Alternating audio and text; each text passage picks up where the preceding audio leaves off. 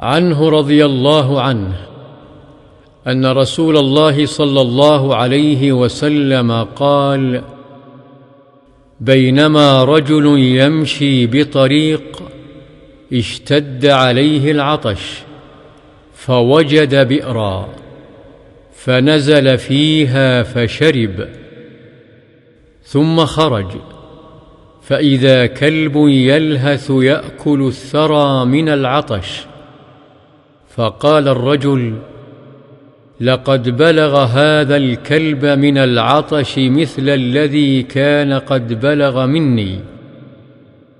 فنزل البئر فملأ خفه ماء ثم أمسكه بفيه حتى رقي فسقى الكلب، فشكر الله له فغفر له.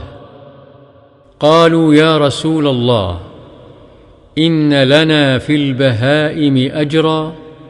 فقال: في كل كبد رطبة أجر. متفق عليه.